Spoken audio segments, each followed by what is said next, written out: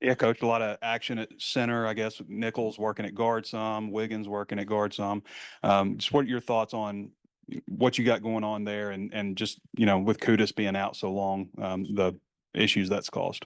Well, I mean, I wouldn't say it's caused issues. It's given other guys opportunities to rep, and it's never a problem to have too many centers ready to play. I mean, what you're doing is you want to give different centers reps working with the one quarterback. And because the worst situation is, right, when starting center might go down in the game and you're looking at what is the TV camera always pan to, right? The backup center getting snaps with the first team quarterback. And so we're trying to make that a non issue if it ever did happen. And so it's been really fun watching those different guys, different styles, different leadership styles. We all have to get better at being more loud with our communication and understand like we're going to be in some hostile environments and so that's got to improve, but I'm really happy with all the guys that have been repping center. TJ Don, Josh Street, Brooks Edmondson. We've been repping a lot of guys there, and you can just never have too many guys ready to play that position. I think Sam said that Nichols played guard in the scrimmage and Wiggins was at center, I guess, most of the time. I don't know if you guys mixed it up, but I know you guys love hypotheticals. But if you had to go tomorrow, how would you have that lineup there? Well, most of the scrimmage, Addison played center, and so he played about I want to say 38 some 40 plays as a center, and Mario really only played about 12 or so at center. But that's probably what we would do, just because Addison has so many more banked reps in this offense as a center. So if I had to play tomorrow, that's probably what we would do is have Mario play guard and and I'm not scared to mix it up. I think guys have to be ready to play. I told the guys I'm going to play the guys that deserve to play. I think there's a notion that you can only play five O linemen, and I've had a couple times in my career where I've had six starters, seven starters in my brain, where guys are rotating because you want to play the guys that deserve to play, especially in the day and age where a guy could transfer just like that. Like I don't want to ruin my own O line depth that we've worked really hard to create just because I never play a guy on a Saturday, and so we got seven, eight, nine guys that are playing at a really high level, and it's been really fun to watch. Joe Moore's been an interesting pickup and saw him at guard. So what are your thoughts about him, what his strengths are, and maybe where his true position might lie? Yeah, and he's another one. He's got over like 3,000 or 2,500 career snaps under his belt.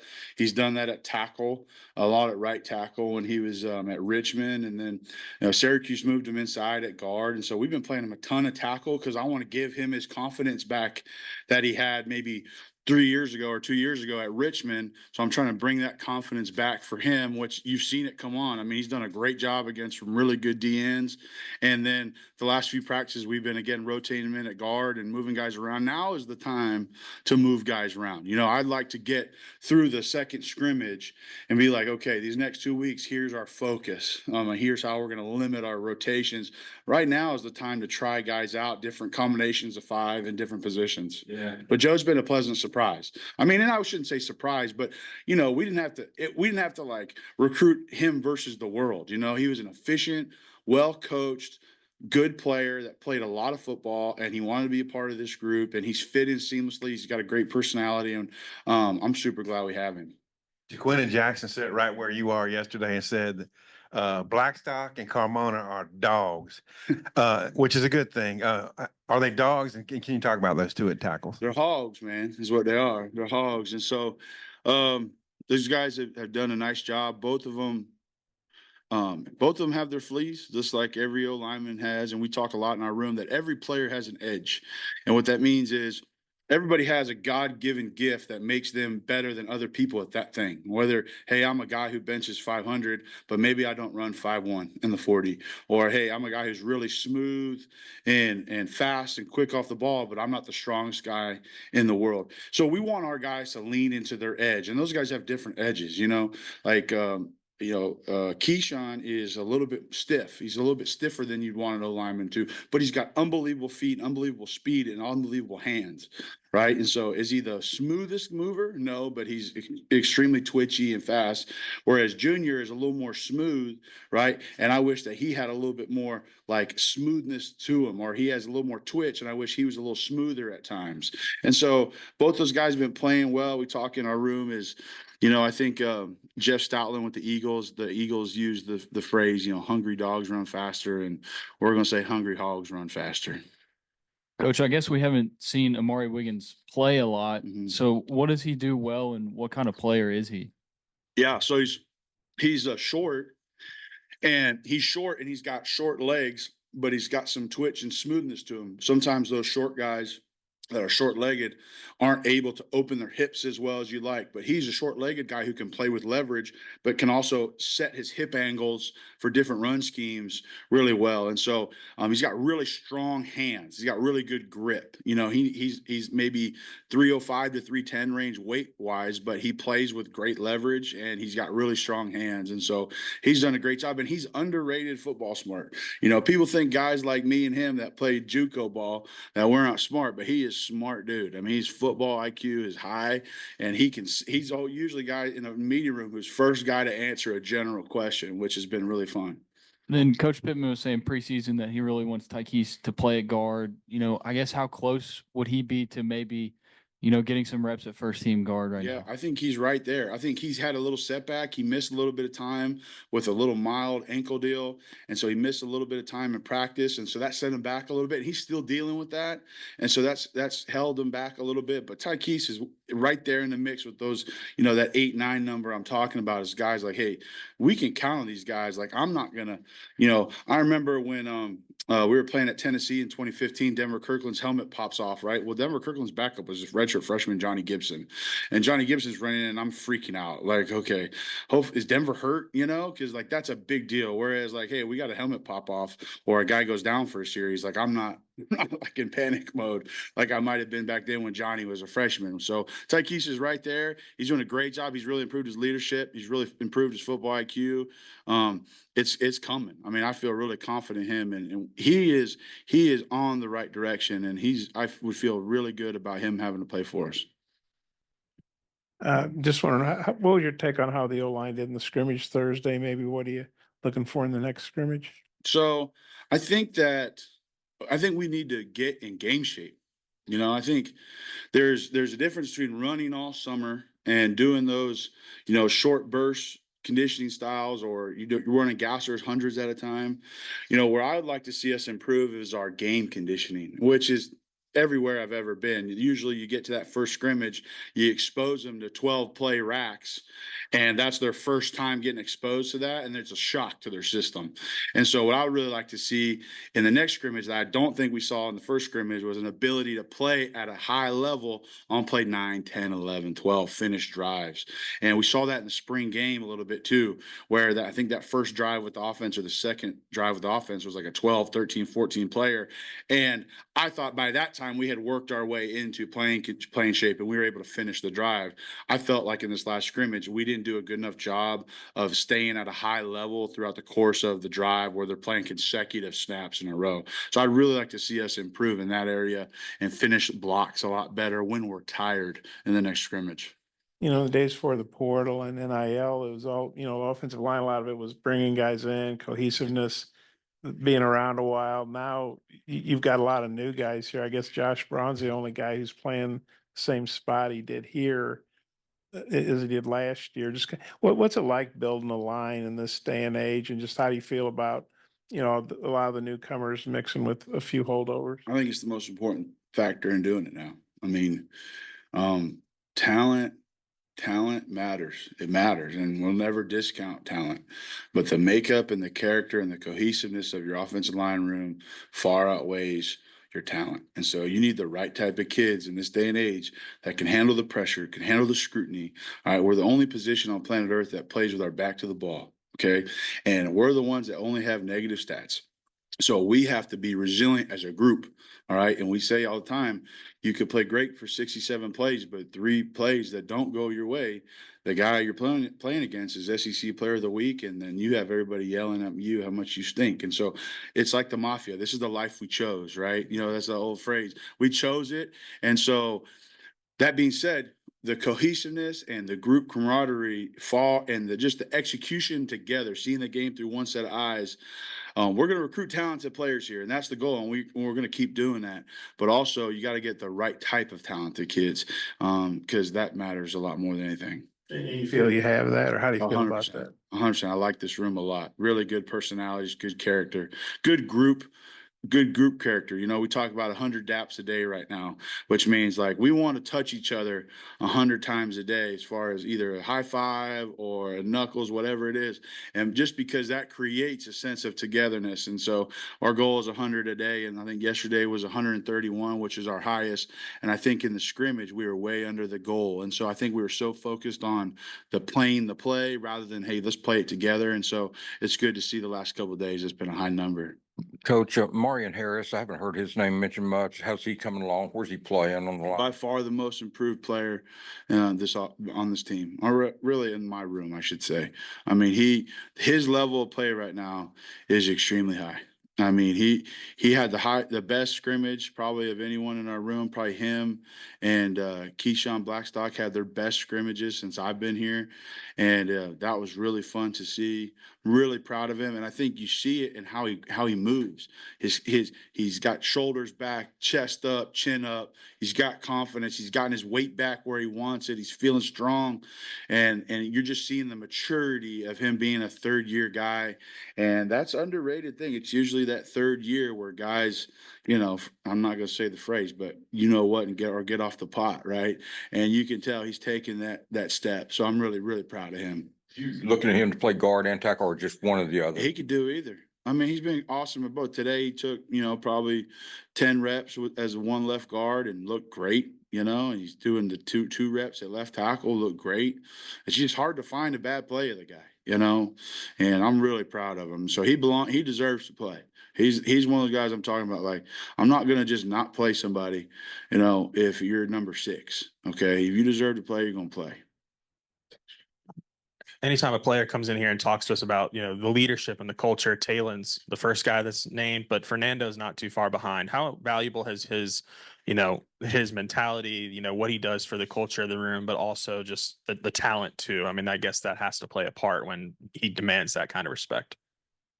So you're asking just like how has like his personality been? Yeah, the mesh, like the You want me to keep personality. gassing him up? Is that what you want me to do? Yeah, because I feel like the offensive line obviously was a big struggle last Sure, year, yeah. and having a bookend left tackle that can, Mhm. I mean, that's got to feel like one of the most important players Yeah. on the entire roster. Well, he ain't bookend yet. You know, I mean, still got work to do, and he got to stay hungry, and he's on his way. But he's just a good dude. He comes from a great dad who's a longtime football coach, so he's a son of a coach. And you know, I think I think we got him because I'm Cuban and he's Cuban. We both got Cuban daddies, and I think that his personality is just one of like a guy who loves football. And I think when you see a guy who's so unaffected by the outside world and like what people think of him and so authentic, but it's also talented, I think that's just fun to play with, coach. I mean, all the above, right? I think he just kind of showed like you can be a great player and a good leader, but also just be like a normal, fun guy to hang out with too, you know? And so that's, you know, I love talking him up, but he also needs to freaking block landing better to do. And when we spoke to you in the spring, there's a lot of excitement of being back in Fev. I'm just curious now that you've been here for a few months. I mean, what's it been like for you personally? Just It was being good. Yeah, the vacation was good. Rogers Aquatic Center, unbelievable. Amazium, unbelievable. What's that? Local lime tacos, unbelievable. So I mean, what else could you want? You know, a good place for the kids and some good restaurants. It's been great. I love it here, and I'm close to home, so it's awesome. Hey, Coach, we've heard a lot about Coach Pittman being the highest paid GA in the entire country. Just, how valuable of a resource has it been to have him, in your room and helping you? It's good. I mean, we've had to make, my specialty has been wide zone, pin and pull, toss cracks. That's kind of been my specialty as a line coach. And I'll be honest with you, our inside zone on the scrimmage looked gross. I mean, it just didn't look like it's supposed to look. And like, I need his help. And he's there to help me with it. Hey, you know, say it like this, emphasize this. Him and Coach Petrino. And then I thought today it's probably the best it's looked all of training camp, that inside zone. So it's awesome. It's a great resource. I'm kind of like I maybe make things too complicated or too complex, and Coach Pittman is always, his specialty has been able to take the complex and make it simple, and so I need that from him. He's able to take something that's really complex, and you know he can cut down all the extra fat and make it simple, and that way I can coach it better to our kids, and I get that from him. I can relay that to our kids, and man, it's just a huge value for me. And if I didn't have him, you know, I'd probably be somewhere coaching inside zone, not as good today as I did, you know. So We've heard from pretty much everybody that's come in here, just the chemistry in the room has really improved. What has been the key for that with, you know, the room obviously having a lot of new faces and guys that weren't here last year? yeah, I think it's be authentic, be open, say what's real, no elephants in the room, no unspoken crud, you know, just being open and honest. Coaching, being demanding, demand it. Standards are the same for everybody, but every person is different. So you can't coach every human the same, but you hold everybody to the same expectation and same standard. So there's not like, hey, that he don't, you know, he lets him get away with this. So there's high accountability, but also there isn't like, you know, we're letting everybody be themselves. You know, they know that I'm going to be myself. I'm going to be who I am, and they can be themselves and, you know, be who they are and who God made them to be. And so I think just the authentic relationships that you build by just by being normal and not being fake and all that, I think has helped us be really close up to this point. When you first came through, the Petrino legacy here was still pretty fresh. Mhm. Now you're working with him. What's your take on just him as a coach and, you know, work with the offensive staff like he has? Yeah, demanding, tough, brilliant. I mean, just detailed. There's no detail that's not talked about. We got a lot of offense in, probably the most offense I've had at this point in the training camp in my career. And our kids are executing it with confidence because he's such a good teacher of it. Because he's got to teach the coaches, and then the coaches got to go teach the players. And so I feel like he teaches me the offense so well. That way I can be a better teacher for our kids. And so it's just been a lot of fun. And you know he's got always you know, he's got a Rolodex of experience and things, and he'll remember a play from 20 years ago. And hey, we had to check this, and this was this run check, or this was this protection check, and it's been great. And you know, the biggest thing that stands out to me is just how good he is with those quarterbacks. I mean, they are on top of it. They are on top of it. So it's been really fun. I was going to ask you about Petrino also, but I was also wondering about numbers on the offensive line. Alex, you got a lot of walk-ons, but 13 scholarship guys right now. Is that where you'd want, or would you prefer to have? Yeah, obviously not. Yeah, obviously we'd like to be at minimum 3 deep on scholarship wise. We're lucky we got 2 kids that are playing like scholarship guys, and TJ Don, who was a scholarship player for me at Baylor, and then Brooks Edmondson. You know, those guys are playing at a high level. So we're probably a little bit lucky this year.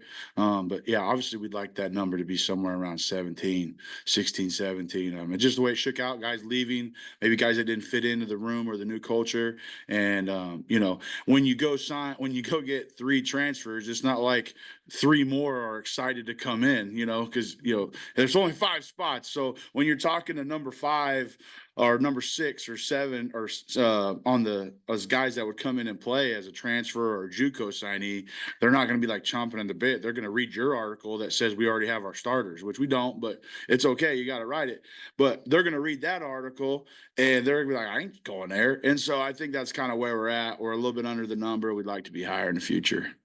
Kind of a random question, but when we've been out there, y'all haven't played music, but there was music today. Any reason behind that? Way above my pay grade. Yeah, I can only hear my voice and the center's calls. That's all I hear. Yeah.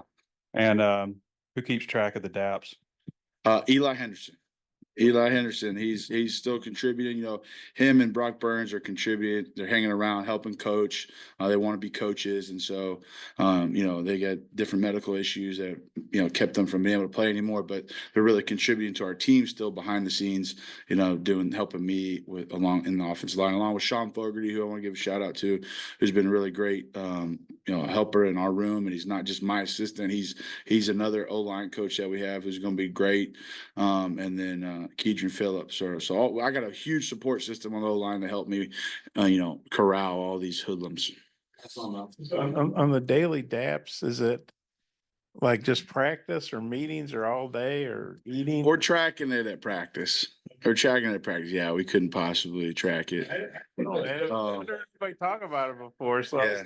No, it's just, and here's what it is. There's an old video I saw a couple years ago, Steve Nash, and they talked about they counted how many times Steve Nash touched his teammates while he played, and just how infectious that becomes. And it's just about connecting. The game is about connection, right? You got young people who feel a lot of pressure from the outside, and it's high stakes.